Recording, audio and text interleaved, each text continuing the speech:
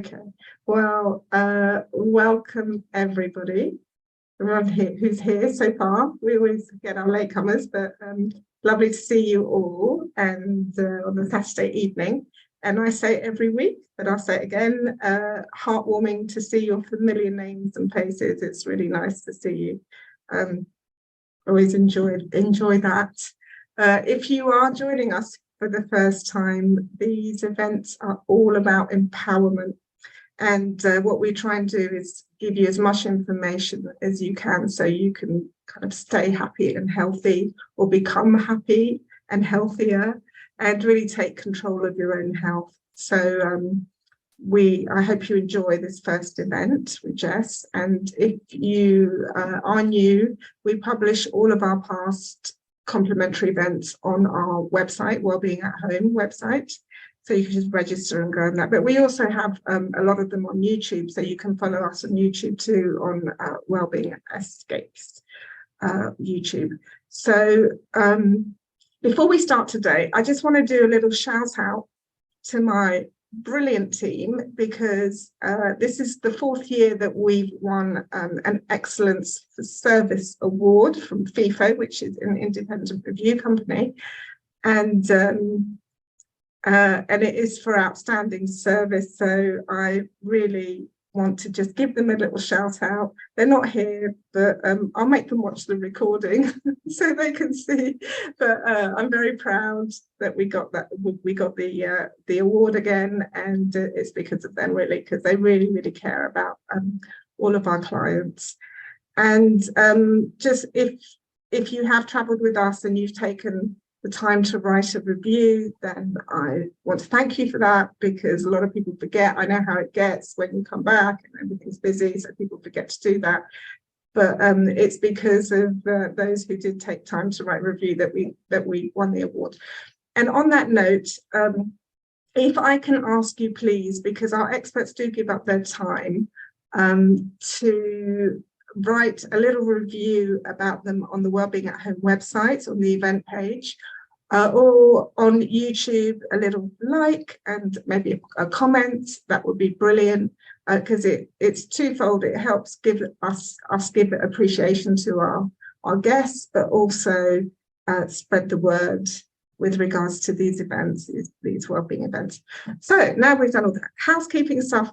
As usual, please feel free to write comments or questions in chat, and I'll try and address them as we go along with Jess.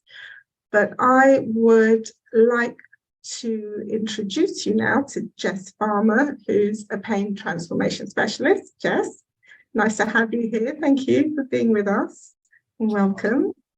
Thank you so much for the invitation, Stella. I really appreciate it. And yeah, look forward to sharing with you and sharing with the guys on the call. So yeah, brilliant. Well, before we start talking about pain and exactly what it is that you do, because like that pain transformation specialist, it's a great title. But before we get into that, I just would like you to share a little bit about your background, what brought you into this work. We do that with most of our guests. And yes, tell us your very interesting story, Jess. Yeah, sure thing. Thank you for the invitation. Yeah, so it started around 10 years ago, actually. And actually started off with, I went into a crisis because I was having a very, very difficult time with my mental health at the time. And I had to take 3 months off work with anxiety and depression, and I was in an extremely difficult place. During that time, the only kind of real good I could do for myself was going to the gym and physically exercising my body. And so it's kind of like the only time during my day where I could actually get a glimpse and kind of get my head above water a little bit, and before kind of my mind would take me back down. So I really got involved with the gym and started doing a lot of training. And then my trainer at the time, he was wearing a t-shirt with Gambian Baby Fund on it. And I was like, oh, what's that? And he told me about it. It was a cause in the Gambia, helping the maternal sector by delivering medical equipment to the Gambia. So I thought, that's amazing. I want to get involved with that. And I ended up training to run my first half marathon and raised like £250, which felt really great. And then I went on to then think, oh, what's next? So I did a Tough Mudder, raised some more money, which again felt great. And then I was like, okay, what next? And I looked at the Ironman competition, which is a big triathlon in Switzerland, all over the place really. And that's a 2.5 mile swim, 112 mile bike ride, and then a marathon. And I got my head into that and really started training for that, raising more money. And the more I was doing, the more I was able to be building myself up and pulling myself out of that place of being in, real difficulty with my mental health. And that Ironman was one of the most significant days of my life, actually, because it was synonymous with my recovery, and because everything was building up to that. And yeah, so did that. Still remains like the best day of my life. And then it was like, what next? So I then cycled from San Francisco down 3,000 miles through Mexico, raising more money. Then came back, put on a charity event. We raised 10 grand in the night for a charity event that I basically organized. And then we went to Gambia, took lots of medical supplies to Gambia. I then started a Gambian charity. Then started a gym called Gymbia, in which I was raising money for the charity again. So I actually used to be a mechanical engineer by trade. So I spent 10 years or so as a mechanical engineer. And when I was traveling during this time, I figured like, I don't want to work for anyone that's not me anymore. I want to be more independent and go out on my own. And I was by that time very, very much versed in the physicality of the body and loving my training. And I trained a few people at hostels, and they're like, oh, you're really good at this. So one person suggested that I do it, and I was like, oh, should I be a personal trainer? It's like, yeah, maybe I should. And the decision was very quick. It was like that. I came back and started studying, and I was extremely lucky. Like after I finished my PT course, I went back for a kettlebell course, like a 1-day CPD, and I learned more from the kettlebell instructor in this one day than I did on the entire personal training course.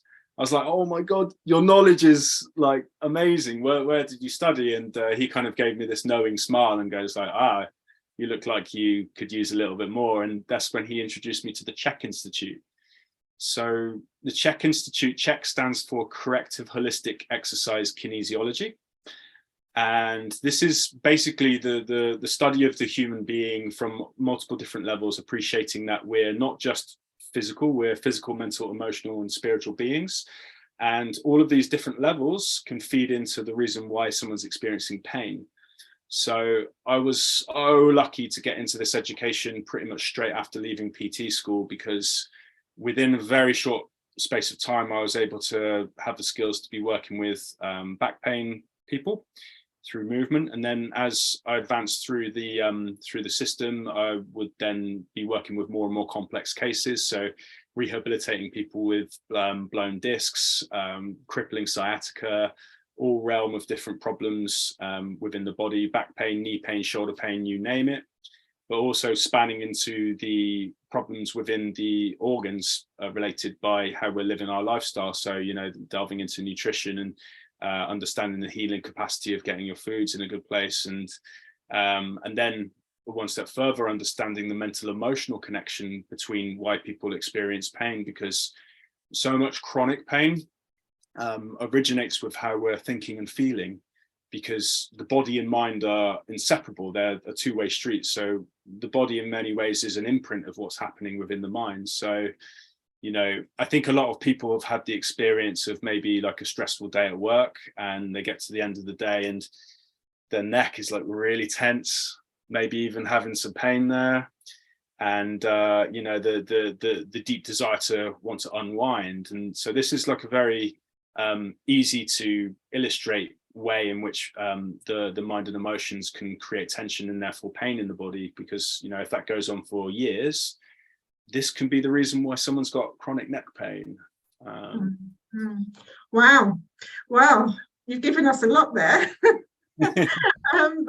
I mean, from mechanical engineer, which is it takes quite a lot of studying and achievement to become a mechanical engineer, to top athlete, to a personal trainer, to a pain specialist. But it's funny that you say, oh, I was so lucky on the second day of I went on my kettlebell training course and I met this guy. I think personally it's all meant to be, isn't it? You obviously meant to meet this guy and do that. And it's interesting. Did you, when you were doing all your your sports, did you injure yourself out of interest? I don't know the answer to this question. Did you have any physical pain yourself from all this extreme sport that you were doing? Yeah, actually, that's what part of the reason I had to stop my bike tour through Mexico, actually, because I had a right hip problem, which I didn't realize what it was at the time. I mean, the first clue was after doing the Ironman. My entire body for a week afterwards was just, the ache was unholy, but everywhere ached in my body except my right hip, my right glute. And I was like, that's a bit weird. I didn't think too much of it at the time. And through the thousands of miles on the bike, and I also was an ultra marathon runner as well, this exacerbated the imbalances within my hip and got to a place whereby I remember I got to Guatemala and I was like, I can't carry on much more because something weird is happening in my hips. My knees started to play up on the right side because the hip supports the knee. And yeah, this very much spurned on a lot of action and a lot of education. And you know what, it took me quite a while to get that hip to a healed place. But it taught me so much. It just continued to teach me more and more and more over the time it took me to heal it. And yeah, that very much led me into self-education around the human body, because I didn't have something that was like, you know, go to the gym, squat, and you know everything's going to work out. My constitution and the balance of my muscles, that wasn't going to happen. So I had to do my self-education. I had to learn about movement. I had to learn about all of these different principles around the body to ultimately heal it. And you know, for me, a big component of that was actually mental emotional as well. So that's interesting. We'll get into that. Yeah, that's very interesting. So tell us, what do you do, Jess? Because the term pain transformation specialist, like, how, if I had chronic pain in wherever a part of my body and I came to you, what kind of process would you take me through? Yeah, sure. Thanks for the question. So the first thing that we would discuss and talk about is, what is your dream? What is the thing that you're looking towards achieving for yourself? What is that thing that's going to inspire you to do what you need to do in order to get out of pain? Because getting out of pain, I mean, sometimes it can be a case of, you know, you get the right kind of treatment and the pain heals, and that's great. Sometimes that happens. You know, I work with people with manual therapy, but sometimes, or even a lot of the time, it's not quite as straightforward as that, because, you know, pain isn't due to one thing. Usually there's often a multitude of different factors that come together to influence why someone's experiencing pain. So, you know, it could be a combination of not moving as much as one could or should. Their sleep might not be in the best place. They may need to work on their nutrition.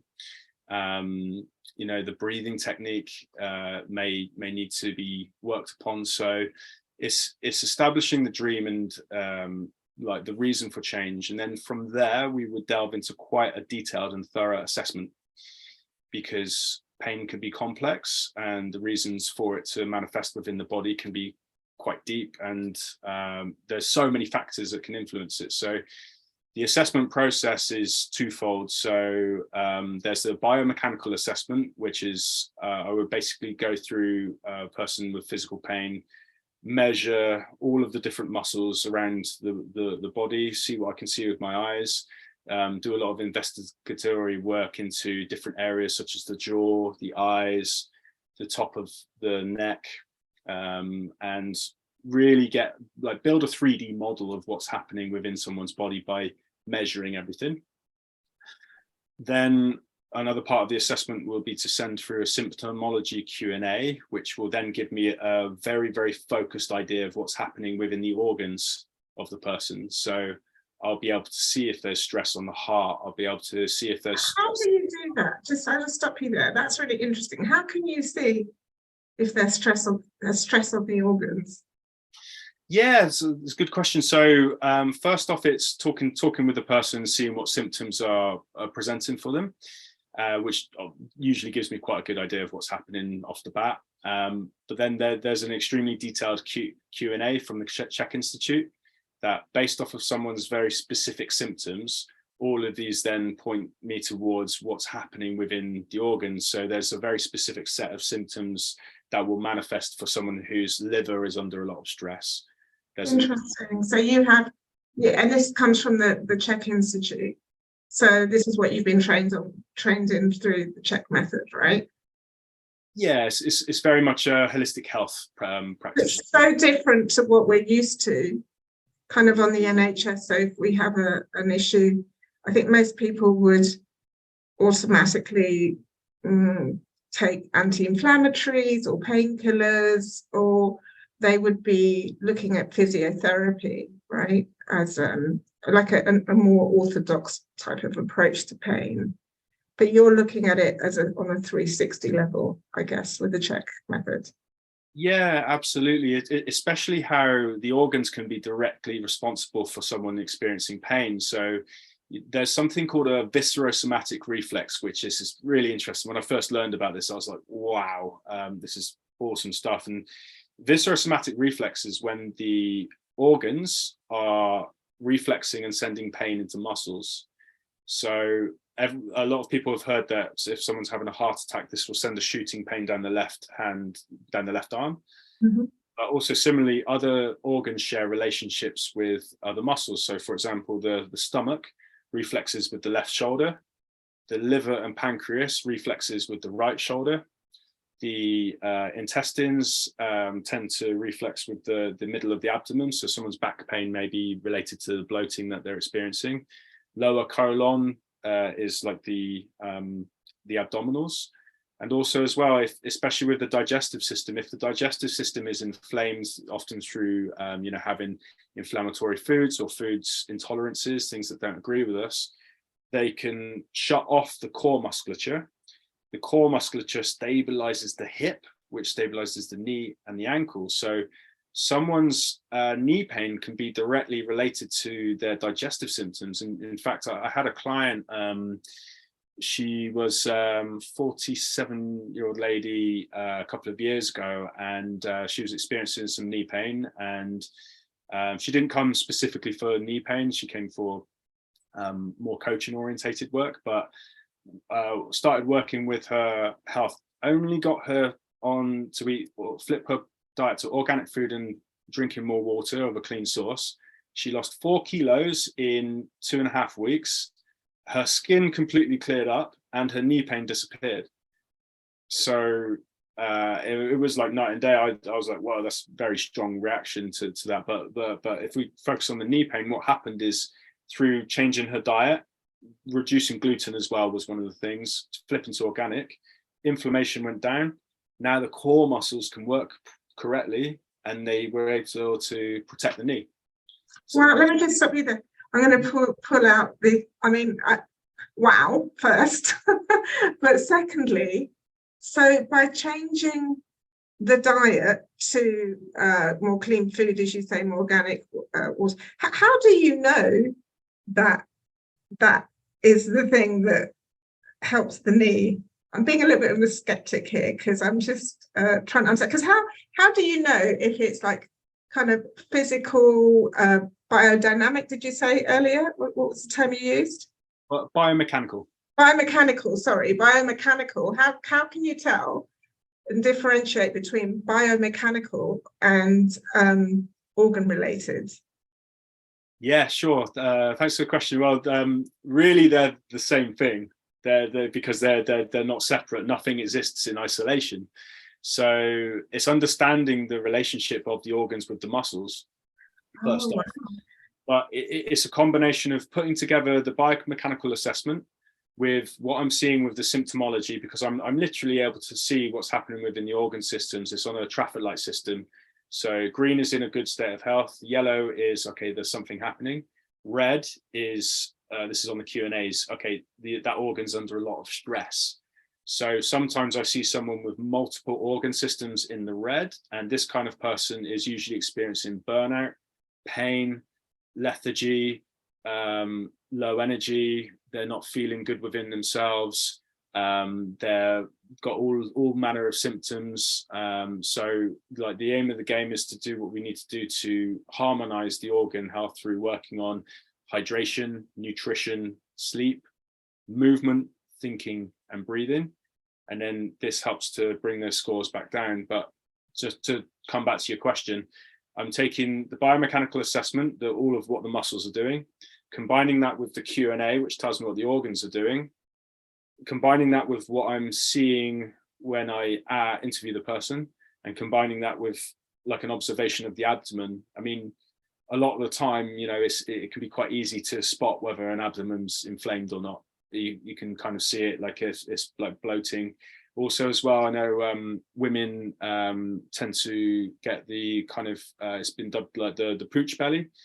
And this is where the lower abdominals kind of come out, and no amount of crunches or sit-ups will actually change it at all, because it's not a muscular problem, it's usually an organ challenge.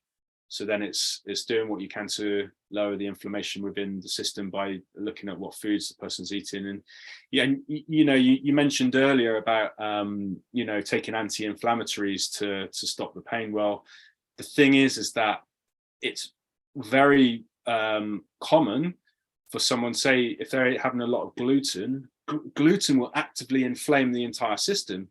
And over time, what will happen is it will dilapidate the gut wall, and bits of food particles will pass through the gut wall. The immune system will be triggered because it sees these little food particles that shouldn't be in the bloodstream because they've escaped through a dilapidated gut wall. They see it as a threat. So immune response causes mass inflammation in the system. The immune system then attacks that little bit of food, swells it to like hundreds of times the size. Now you have slightly bigger particles in the bloodstream. These then make their way into the joints and cause osteoarthritis, arthritis, rheumatoid arthritis. So, you know, and I had this last year with a lady. She was 70 years old and really bad arthritis in her toes and hands, because these are the smaller joints. These ones get blocked first. And we got her off of gluten, reduced the sugars, and her arthritis reduced massively within a period of 6 weeks. She was still feeling it in her thumbs, but compared to all of her hands and all of her feet, it was a big change. So yeah, I mean, someone's pain can be directly influenced and caused by the gut. And then, you know, if you're taking anti-inflammatories, you're actually potentially shutting down a very important process in the body, because the body's very intelligent. It knows what it's doing. And if it's inflamed for a reason. And this is often to protect it in some way. What if you're like, I mean, what if you're in debilitating pain? You know, because I mentioned that in one of the newsletters I sent out. I think people I've had family members who've been in like horrific pain, and they felt nobody understood that pain they were in, you know. And at that point, would you ever advocate painkillers, or would you always say keep away from that? And at the same time as working on a holistic, you know, holistically from that perspective. Yeah, absolutely. That's a great question. And what I would say to that is that we don't want to be dogmatic. So even holistic therapies, you know, you can get into a dogma with that and think that, oh, all drugs, no, stay away from all of the drugs, they're all bad. And it's like, no, it's like, if there's a specific tool for a specific purpose. So, you know, I say to people, if you are in really debilitating pain, then yeah, you know, painkiller is going to be fine for like an acute time. The challenge arises with painkillers when people are taking them consistently and for a long period of time. So, you know, spending a couple of weeks on painkillers is much preferable than a couple of years. A couple of years, you know, what's happening there is that you're not necessarily getting to the root cause of the pain, and you know, if the pain is dampened for that long, then you're just numbing it rather than addressing the root causation of it. And there always is a root causation, and there are always improvements that you can make. So yeah, I'm you know, I'm not against taking painkillers. I'm not against antibiotics. You know, it's if there's a specific purpose that you need to take them, then you know, it's like, don't necessarily shut yourself off from them. However, be aware and be very conscious. So, you know, in terms of antibiotics, if you're choosing to take antibiotics to help a condition, which may be the best route for you, you always need to be thinking, right, what do I now need to do to restore my gut health after that? Because what I see a lot of is people go on a course of antibiotics. It may work for the condition, but then there's implications further down the road, because antibio, they're experts at killing germs, which is great. They get the germs and the pathogens that we want them to get, but they also get a lot of other things in the process. So, you know, we've got a highly delicate microbiome. I got a crazy fact for you, actually. This blew my mind when I heard it. When you step on the scales, 2 kilograms of that weight that you see on the scales are microbes from your gut. No. Yeah. 2 kilograms. Okay, well, I can cut that off next time I'm on the scale. Yeah. Make me feel better. No, how interesting. Yeah. Wow. We've got, yeah, look, we're made up of a lot of microbiome. I didn't realize it was 2 kilos worth, but that's that is significant. Yeah, and it is a significant part of keeping us healthy, of course.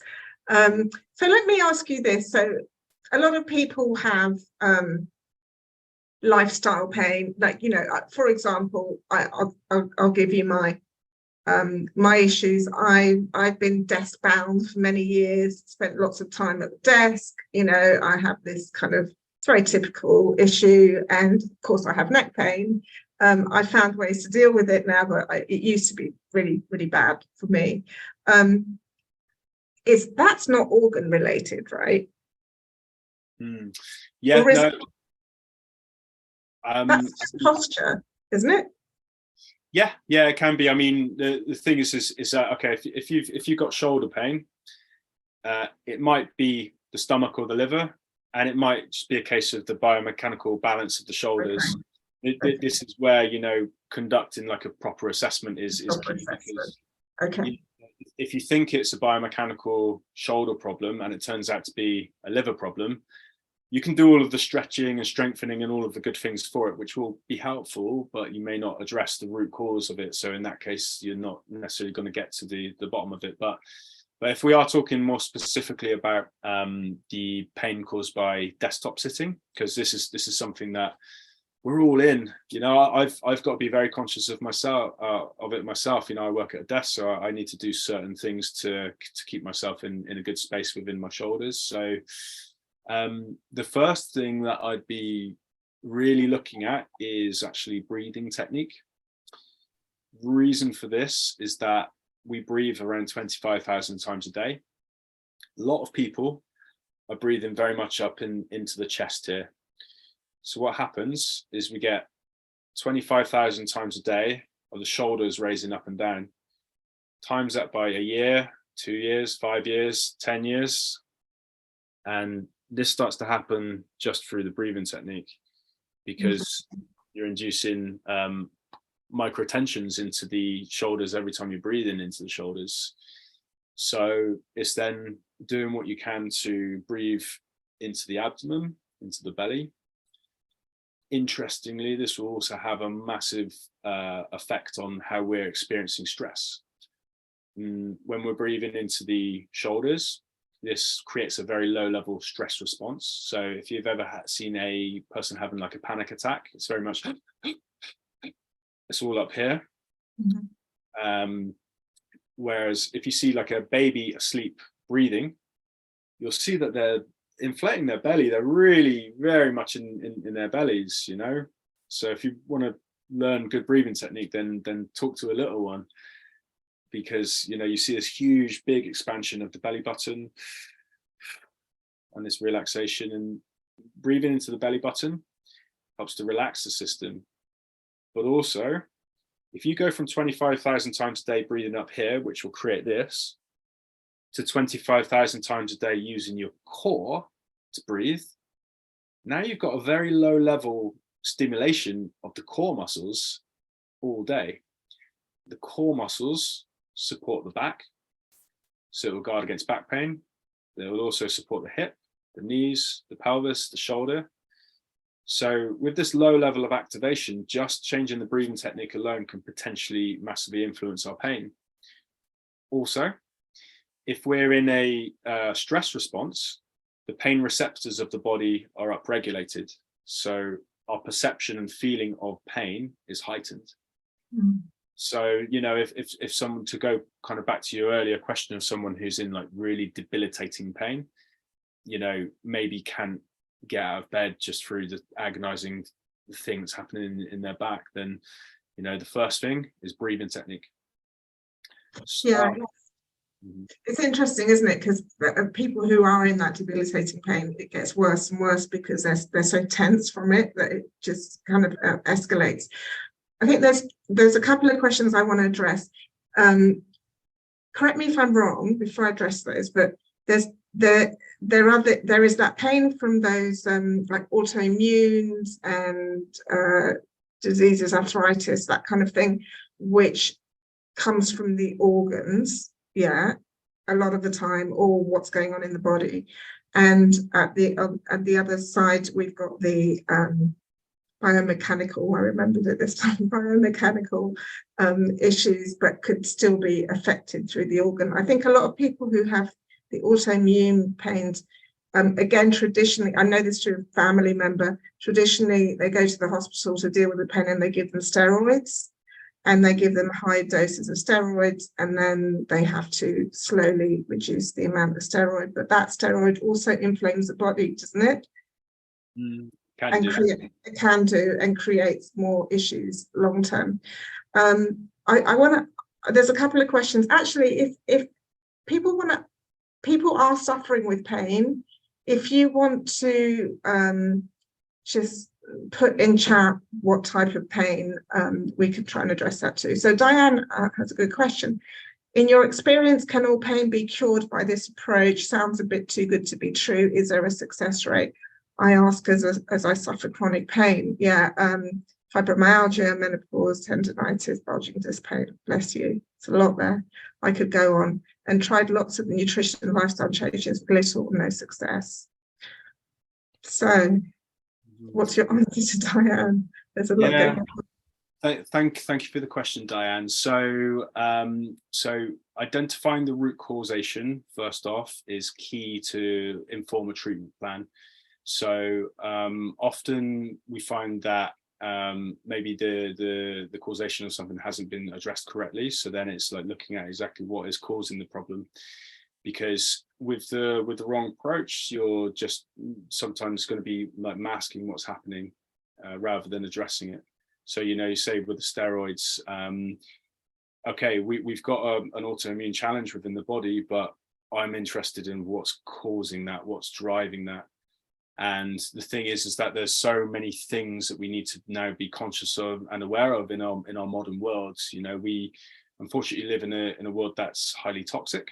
There's toxicity left, right, and center. You know, it's in our foods, it's in the air, it's in the water that we drink, it's in some of the things that we watch on TV. You know, so we're literally living in a world that bombards us with lots of things that we shouldn't be exposed to within the body. So then it's looking at, okay, what is happening within the lifestyle factors. So there are 6 foundation principles by which I look at. So okay, I just want to kind of illustrate this with a fact, and that is that 95% of diseases, dis-ease in the body, is caused by lifestyle factors and not getting these lifestyle factors in the best shape. So by lifestyle factors, I'm talking about like the way that we're living, which I'll delve into in a sec. So that's basically saying 95% of all diseases are caused by something we're doing or not doing correctly within our lifestyle. That which leaves 5%, which are kind of hereditary genetic challenges that are passed down. Do you have a success rate? Is there, for the check method, is there a success rate? Yes, it's very, very, very high. Yeah, you can check. Okay, a great place to start is actually Paul Chek's book. I've actually got it here, never too far from hand. Chek's one of your mentors, right? Yeah. So Paul Chek is his institute, the Chek Institute, that I train at. So this book is called How to Eat, Move, and Be Healthy, and this is like the health Bible. With this method, just take a look through this and read some of the testimonials and some of the results. You can also go online and check out Chek practitioners and see some of the fantastic results people get. I mean, my website's got a ream of really good testimonials on it, so it works. And also within this book is contained, so God bless me, so much knowledge. If everyone in the world read this book and actioned what was in this book, then the pharmaceutical industry would likely make go out of business. Or maybe much less profitable than it is. I think actually on that note, I remember listening to one on your podcast about this, where you mentioned a lady who had an autoimmune and who you interviewed, right? What was her name? I've forgotten her name. What was the podcast? Sorry, it will come to me. So somebody who had an autoimmune and found a different. Oh, Judith Pearson. Oh yeah, Judith. Yeah. So maybe Diane can check her out as well, right? Definitely check out Judith. So yeah, if you go on my so I'm gonna write your your website here. Phoenix Coaching. Yes. And the podcast is called the Phoenix Vision Podcast. Okay, but this is phoenixcoaching.com.co.uk. Yeah. Okay. So this is Jess's website. He's got lots of information on there, but he also, if you click from there, you can see his podcast as well. But there's a lady called Judith Pearson that you mentioned that you had interviewed, who had autoimmunes and had fixed herself. Mm-hmm. Yeah, absolutely. She did a fantastic job. Really, wow. Her story is extremely empowering and a very important story to share. It's really happy to have her on the podcast because she very much came from a very difficult place. So she had lots of different challenges, autoimmune issues, fibromyalgia, adrenal fatigue, adrenal burnout. There was like a very long list of challenges that she was going through, and she wasn't getting the help that she needed. And this basically sent her on a path of self-education. And it was a long road, the thing is that sometimes is, sometimes isn't. But when we're looking at autoimmune, it can take a while to heal. I'm looking at, sometimes we can get fairly quick results within the space of like 3 months or so, but really for true healing you're looking at a year plus for like a deep immune challenge, because like true healing takes time. And the thing is that we are unfortunately in this kind of like quick fix, magic bullet kind of society whereby people are trying to sell the magic pill or the quick fix, and it's just like true healing, it doesn't exist. And that can be challenging sometimes for people to hear, because it does require you to have to change certain things, change behaviors, look at how you're living within life and seeing whether your thoughts and actions are conducive to those that create health. So, you know, we know that can we come back to that, because I want to talk about also what you said about the Japanese word for crises. We'll come back to that, because I just want to answer another couple of questions here. Can your gut be affected by general anaesthetic, and would you advocate pre and probiotic afterwards if you have musculoskeletal pain? That's a great question. Yes, the answer is absolutely yes. And general anesthesia can also potentially open the door for fungal and parasite infections, which that's like a massive area which isn't greatly acknowledged, the presence of fungal and parasite infections. And so pre and probiotics, yeah, definitely. I mean, it's a good idea just to have pre and probiotics in your diet, just generally speaking. And, you know, again, you've got to consider that we live in this world whereby we're not exposed to the things that we would have been exposed to when we were like hunter-gatherers, which is some of the healthiest people on the planet are the indigenous tribes. So we would have had a completely robust microbiome just through sourcing the foods that we would have sourced in the wild. Now we don't have that. We live in quite sterilized environments, and yeah, it's good to be clean, but at the same time, this has an effect on our microbiome. So there's numerous studies of like kids who they found that the kids who have grown up in sterile environments versus the kids who are allowed to play in the mud, the mud kids, their microbiome was way more robust later in life, and then the kids who are kept in sterile environments were on average having more challenges within their gut health. So pre and probiotics, I would say, are really essential for everyone. So and one thing I want to share on probiotics, just a quick tip, is that we should actually be eating probiotics after having food, because the food creates the substance for the probiotics to eat. So by probiotics, I mean my favorites are like sauerkraut, kefir, kombucha, and you can get specific supplements as well. So you want to eat a good meal of good quality food, and then have the probiotics either with the meal or after the meal, because the meal provides the food for the probiotics. So then the probiotics eat the food and then multiply good bacteria. That's a really good tip, Jess. I know a lot about nutrition. I didn't know that one. That's very good. I'm going, Rosie, so I hope that was helpful to you, Rosie. Taja, I'm going to come back to your question, because that's a big part of our conversation here, which we're going to address soon.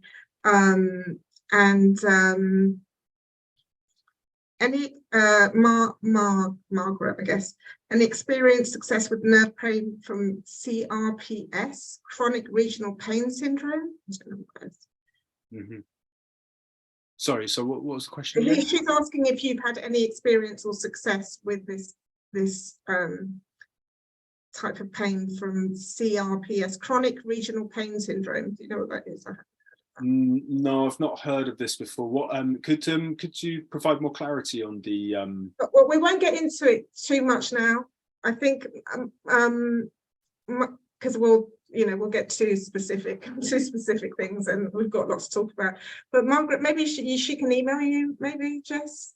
And, yeah, that's fine. I mean, just quickly on that, like usually when there's the word syndrome after a condition, it usually means that it's not been diagnosed as effectively as it could be. So syndrome is another word for I don't really know what's happening. Don't really know what it is. Yeah. Okay. Margaret, if you just email me wellbeing@wellbeingescapes.com, I will send you Jess's email, and then you can contact him. Sheena, I know, had polymyalgia, and she did a lot of work and changed her lifestyle, lost 10 kilo and really got better. But still has musculoskeletal pain to manage. So anyway, these are just all lovely. If I could just quickly dive in, actually, just to kind of complete a question from earlier. So a lot of the time, it's a matter of balance. Disease and health challenges occur in the body because in some area, the body is out of balance with itself. So there's something within the nervous system. Maybe it's too much in the fight or flight, and this over time will create a problem.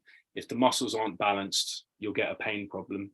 So very much it's all a case of identifying where in the lifestyle that you're leading, what areas may be out of balance, and then bringing them back into balance, harmonizing the body and mind together through the balance created by working on your health, by working on your hydration, your nutrition, sleep, movement, thinking, and breathing technique. These are like the 6 key components of health. Wow. Okay, that's a very good all-round approach. There's lots of comments here, and lots of people saying, you know, like Sarah saying she has shoulders but also has digestive issues. So it's all kind of making a lot of sense here.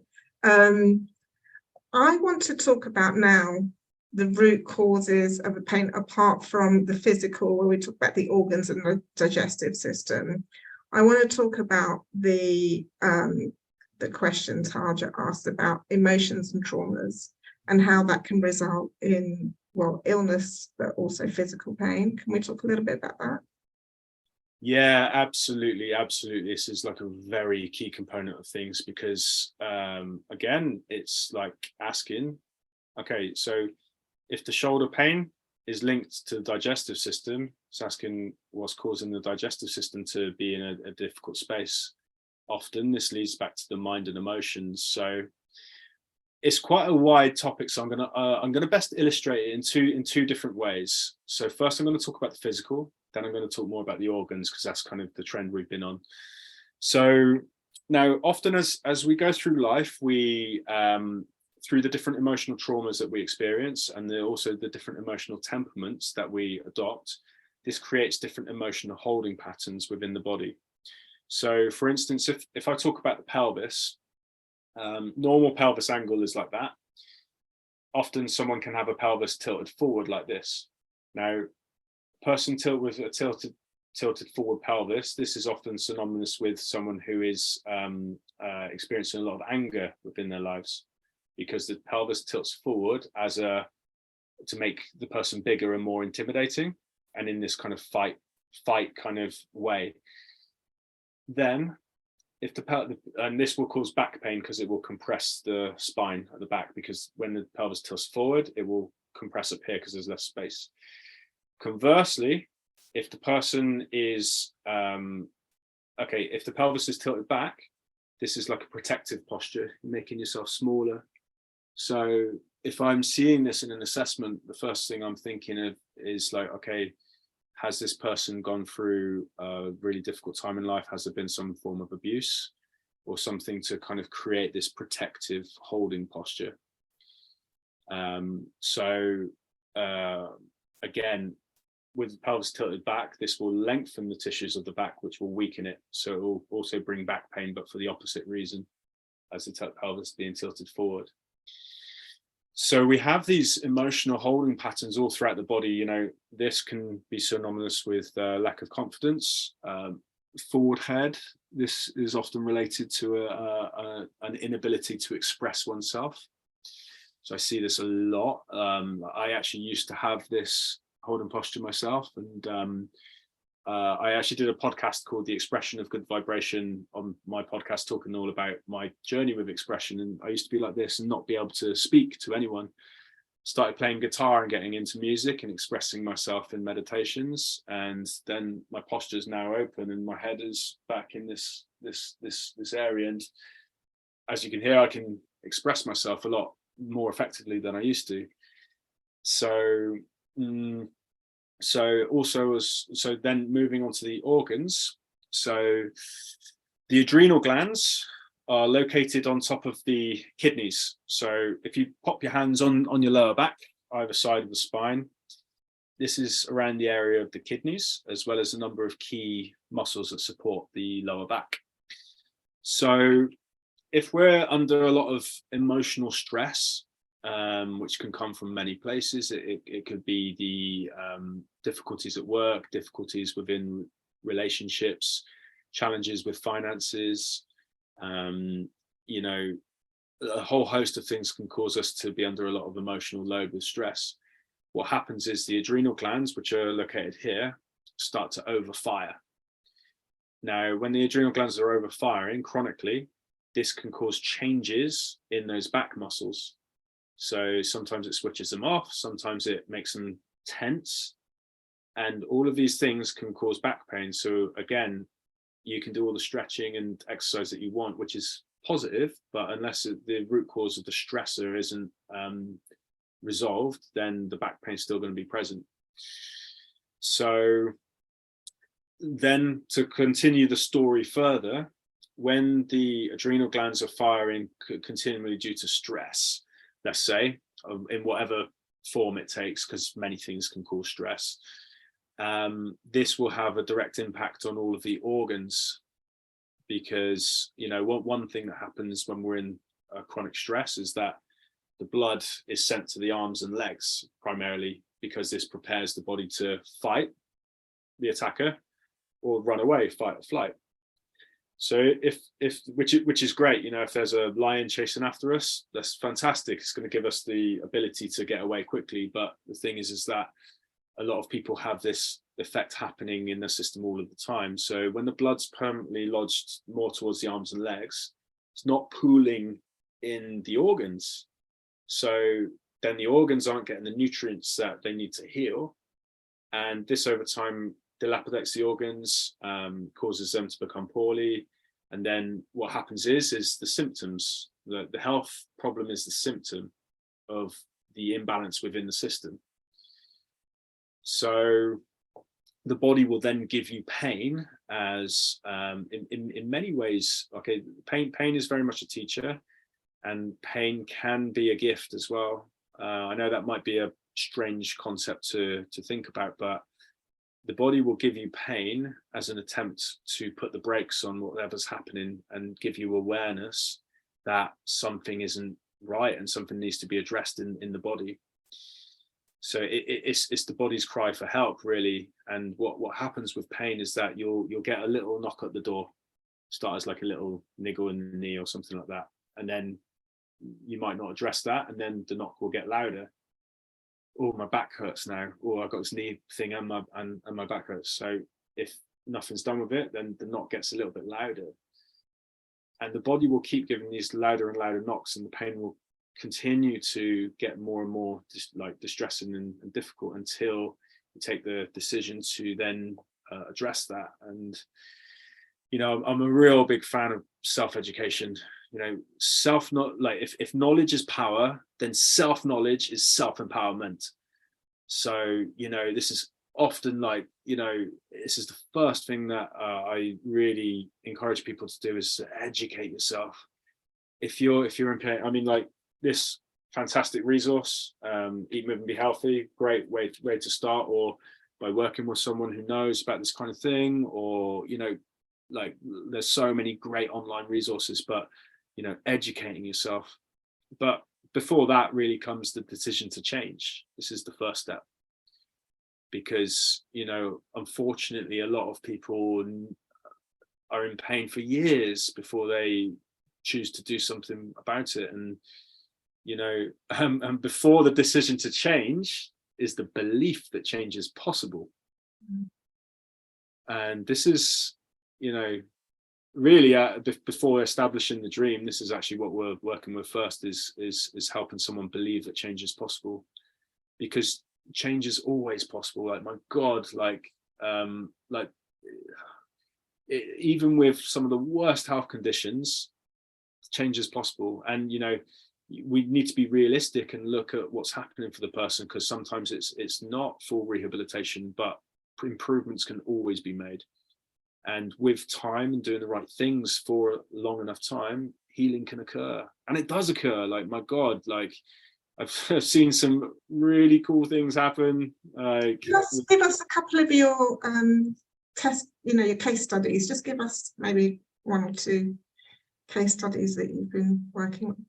Yeah, sure. So first one that pops to mind, because we're talking about the mental emotional, is a woman who has basically got really, really debilitating neck pain, as well as monthly cycles that are like fairly difficult in some areas. And this person is basically the head is forward like this, and then this is causing neck pain. So this person is an artist, and an artist that's not painting, or not been able to paint for a while, and basically through locking down the expression and not being able to paint, the head's going forward, and this is creating a lot of stress on the neck. So I've got her just doing some really simple things and painting again, as well as the manual therapy approach that I use, and the pain is massively decreased, like massively decreased. So sometimes it can be like a really straightforward thing like this. I've got guys who I've saved from having operations, sometimes within a few sessions. Like a guy 2 years ago, we did 3 separate, he was looking at an elbow operation, and within 3 sessions we got into a place where he didn't need the operation and the pain was completely gone. And how did you do that? That was through the manual therapy that I practice. So okay, but what was his issue with that, with the tennis elbow? Yeah, so the elbow was the where the pain was presenting, his whole, but the problem was actually rooted down with his mid back. Okay. Which the mid back wasn't stabilizing the shoulder, and then that wasn't stabilizing the elbow. So that was biomechanical. That was biomechanical, yeah, and a lot of that was because the person hadn't moved or exercised correctly in a long time. Okay. There's a question here: what organ of the body corresponds to sciatica? Great question. Okay, so sciatica can be so many things. First off, and it's not just necessarily the organ. So just because organs can create pain doesn't mean that they're always doing that. Sometimes it's just purely biomechanical. So when we're looking at sciatica, I'd be looking at the intestines and large intestines, particularly large intestines, because, well, both really, because the intestines, when you have problems with that, it will shut down the whole core. Which will give less support to the back, but more specifically the large intestines, because the large intestines very much govern the lower abdominals. So this area right down here next to the pelvis. Now, when we get changes in those lower abdominals, this will affect the pelvic position, and then the pelvic position, depending on what's causing the sciatica, can move things and then clamp down on the nerve causing sciatica. But then we need to ask, okay, what's causing the sciatica? Because there's so many things. So it can come from different areas of the spine and hip as well. So one causation is where the nerve comes out of the foramen, the vertebral hole. What can happen is a herniated disc can be pushing on the nerve, or if the fluid has come out completely, this will be absolutely causing the person a lot of pain. So that's at the level of the top of the nerve. Then a little bit further down, there's a ligament that crosses the spine to the hip. If this ligament is extremely tight, this can also clamp down on the nerve and cause a sciatica. Then you're looking down into the hip itself. There's a muscle called the piriformis muscle, which this crosses the sciatic nerve. And when this gets extremely tight, it clamps down on the nerve, which can also cause sciatic-like symptoms, but that's actually called piriformis syndrome rather than sciatica, because sciatic symptoms, but sciatica is classified by something that's happening with the nerve root further up the chain. That's a muscular issue, piriformis syndrome. So then it's asking, okay, why is the piriformis clamping down on the nerve? So it's usually because something on top of it isn't as strong as we'd like it to be, or stress. Because if there's a lot of tension in the whole body is going to tighten, and then it might be the straw that breaks the camel's back. The body might tighten a little bit too much, and then it will clamp down on the nerve, and you'll get pain shooting down the leg. Like so many of my clients and patients, when they're stressed, the pain symptoms are worse. Women around the time of the monthly cycle, back pain is usually more, sciatica is usually more. So, again, and then it comes back to lifestyle. How can we relax? How can we de-stress? How can we make the right food choices and pick foods that aren't placing more stress on the body? So wow. Yeah. I can't believe our hour is up, because wow. So can you believe that our hour is up? But you have covered so much. It is incredible. I've learned so much today as well. if anyone would like to see you, they can contact you on your website. Rosie did ask, sorry, you mentioned that, has the podcast got a different name? Because I found it on your website, but is there anywhere else we can see the podcast? Yeah, so the podcast is available on all of the different podcast channels. It's called, rather than called Phoenix Coaching, it's called Phoenix Vision Podcast. It's really funny when we were talking the other day, Stella, in the lead up to this, you were telling me exactly like the driving focus of your podcast is very much to help people through bringing like empowering information to them and you know, share different perspectives. And remember I said like, oh, my podcast is like exactly the same driving focus. It's all about sharing different perspectives, giving people access to lots of different practitioners and ways of thinking and modalities that they might not usually have exposure to. Because I'm a very lucky guy. I'm in the middle of so many talented people. There's everyone on that podcast you can think of, like functional neurologists to health practitioners to astrologers to like you name it. Like I have to listen to, I love astrology. I'm listening to the astrology one. I honestly just want to close it on this note, because you're very much about empowerment, and I think the message from this session, this event, has been, you know, if we take responsibility. Can you just tell us about the Chinese word for crisis before we stop, because that was interesting, because that will encompass everything I'm about to say. Yeah. So in the Chinese language, the word crisis actually has a dual meaning. It means danger as well as opportunity. So, you know, where is the opportunity within this pain? And usually, in fact, every time there's an opportunity for growth, and there's an opportunity for learning. And it's through that growth and learning, that's ultimately how we get out of pain, because pain only leaves the body once it's done teaching you. So it's asking yourself the powerful question of, okay, what has this pain come here to teach me? What is there to learn? How can this pain help me grow? Because that's what it is. It's a tool for growth. And if we can see pain as a constructive means by which we can use to grow ourselves, this helps us come out of that place of victimhood with it and turn it into something. It turns it into fuel, you know, and this is what I seek to do with my clients and patients, is because we can transform pain into empowerment. It starts with that choice to self-educate, to make that change. But you know, healing is possible as well, and that's what I really want to like tell people, because if we believe healing isn't possible, we're not going to do the things that we need to do to heal, and that belief becomes a self-fulfilling prophecy. So believing that you can heal is like so paramount, and you can, and you know, there's so many success stories of so many people who have come back from like god awful conditions and pain challenges, and just you name it, God bless me, who have rehabilitated themselves. They got themselves back to a better place. So it is possible, really is. But yeah, like I said, if knowledge is power, then self-knowledge is self-empowerment. Taking the moves to educate yourself and find out about your condition and what you can do about it, you know. Don't pass that all over to the doctors. Find out yourself and help yourself. I just say it anyway. Thank you so much, Jess. So interesting, and your passion for the subject, your knowledge. You have so much knowledge. I mean, I can see where your mechanical engineering came into this, because you were like talking about it all, you know, how the body works, and I can see that parallel there. But this has been such an empowering session, and thank you for your time and your knowledge and your expertise. And like I say, if anyone wants to contact Jess, you find him on his website, you can send me an email, pass it on, whatever.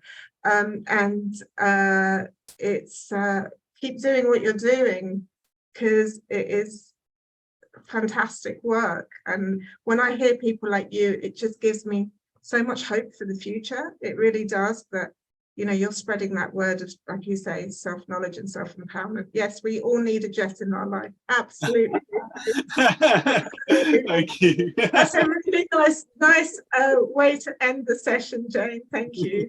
Thank you, Please write a Jane. little review on Jess's page on our website, on the Wellbeing at Home website. You can click from the newsletter there, or when we upload it onto YouTube, just write a little, just give them a little like and write something there. And I'll on the YouTube, I'll link to your website there as well, Jess. So thank you so much. Amazing. Stella, thank you so much for this platform. It's been a real joy to come on and share with you guys, and I hope this information has helped you guys, the listeners, in any way. You know, yeah, I'm feeling really pumped for what I do. I got tingles all up and down my arm. Thank you for this beautiful platform, and thank you for all the work you're doing. And you know, because you're doing a really good thing, Stella, in terms of, you know, the messages that you're putting out there, and the people that you're touching, and the through your impetus to do good in the world. So thank you for doing what you do as well. Oh, bless you. All right, my love. Have a great weekend, everybody. Week ahead. And we'll be in touch for the next session. And yeah, take care. Stay happy and healthy, as we say. Take care. Bye, everyone.